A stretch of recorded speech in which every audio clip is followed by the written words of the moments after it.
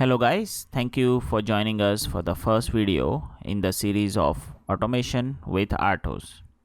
In this video, I'm going to show you how to set up Artos Java project from the scratch. I'm going with an assumption that you have basic knowledge of Java and you are familiar with Eclipse IDE. So let us get started. So the very first thing we'll do is create an empty Maven project. So this tutorial is for people who would like to know how to create a Maven project for Artos. If you are not a Maven user, you can always refer to my other video which explains how to add Artos as a dependency on a non-Maven project. So let's get started for Maven. You can go to File, New, and create an empty Maven project by going to Others and select Maven project. If you are using multi-module project, then you can select that option, but to keep it simple, I'm going for Maven project. And when you go to next window, just select the create a simple project option, select next. Here you should provide your company name or artifacts name. So in my case, group ID will be com.test.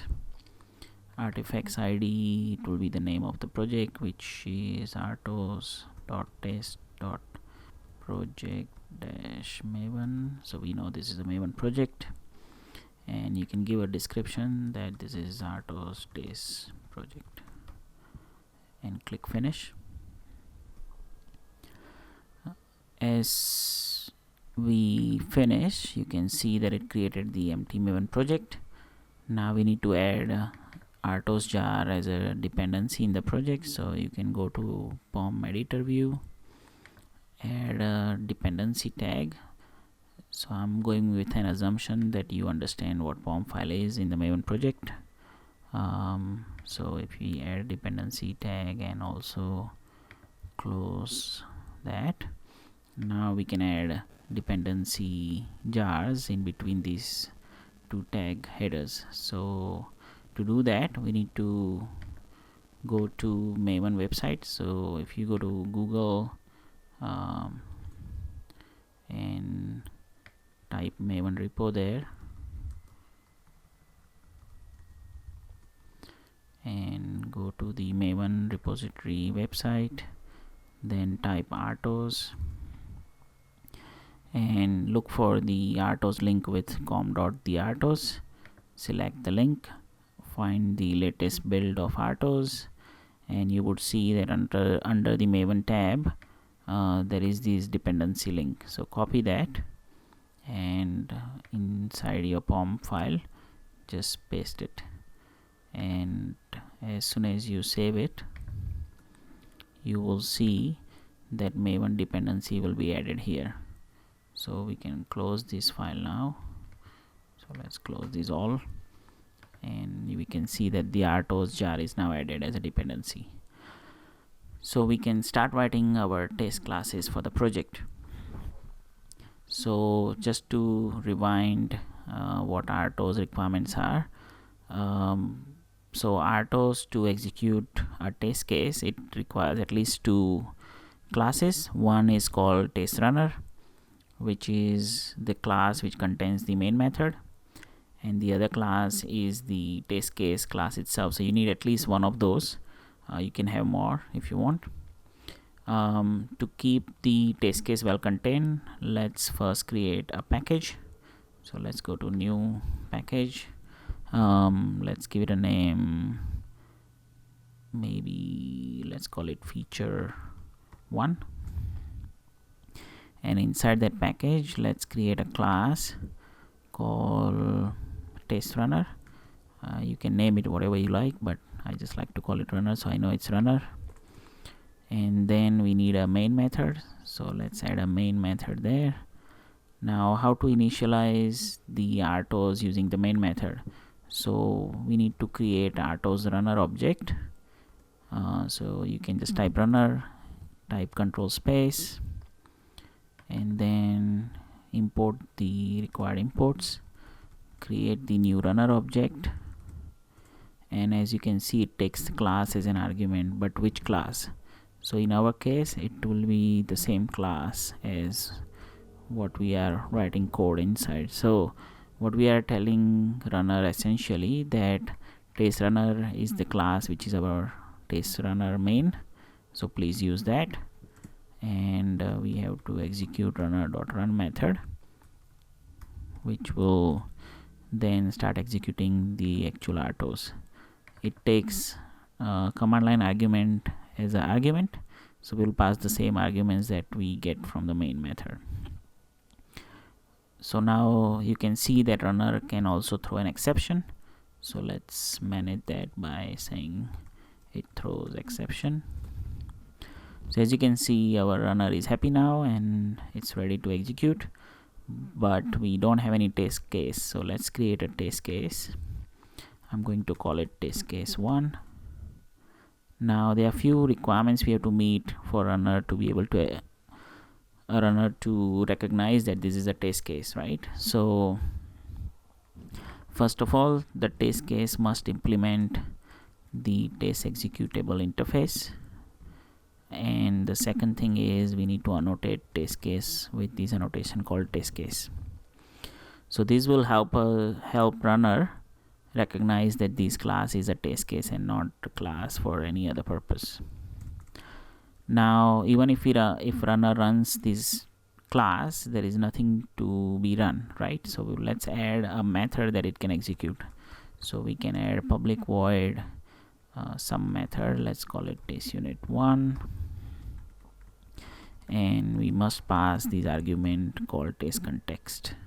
So there are few rules we must follow. So to make any method to be executable by test runner, we must have a unit annotation on top of the method, so runner knows that this method is actually the unit that we would like to execute. It must take test context as an argument, so that's another thing we must look after. And the method must be public. So if we meet these 3 requirements, so basically we follow the structure here, then the runner will be able to execute this method. Now we also would like to know that when execution is happening, that it actually executed this code. So let's print something when it executes. So I'm going to say this is my first test unit, right? So when we will execute this test case, it will execute this unit and we will see that printout. So to prove that, let's go to runner, save all and run it. And as you can see, Artos ran and completed already. So let's understand what happened here. So Artos printed out its stamp. It told us which version of Artos we are using. Then it prints out some system information, which can be helpful sometime. Then it started executing the test case. So it ran the first test case, which is the test case 1.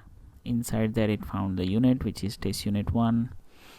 And then it printed out the line that we wanted to see, and the test unit passed because there was nothing complex going on there. And because of the unit pass, and that was the only unit, the overall test also passed. At the bottom it shows how many test case and test units were executed and their results, and at the bottom it shows the time it took. So this is how Artos can be executed. Now let's understand what happened to the project once you run for the first time. So if you now click refresh on the project, you will see that Artos has created some of the configuration and directory automatically. So this is the good thing about Artos, that Artos does not rely on user to configure all these. If you run it first time, it will just create everything for you, and then you can change those configuration as per your requirement. In the reporting directory, it follows the organized reporting. So what does that mean? That it will try and log everything for that test case within its own package name. So if you have a package name called feature 1, then all the logs of feature 1 will go inside here. If you have a package name called feature 2, you will see another subdirectory with feature 2, and all the logs will be contained there. So you don't mix up the logs between feature.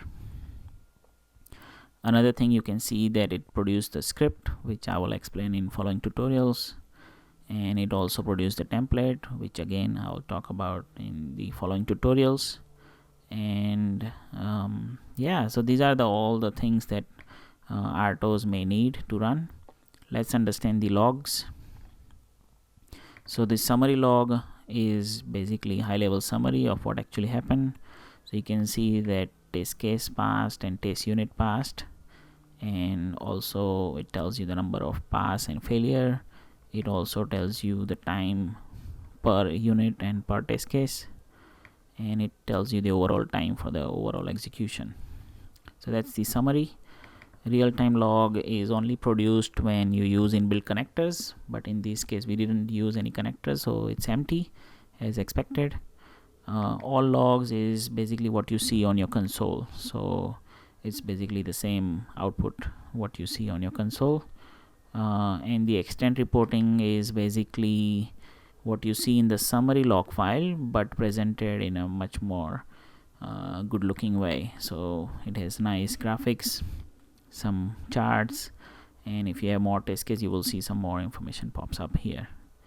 So there you go, guys. You have created your first Artos project, which then you can get into automating all kinds of testing.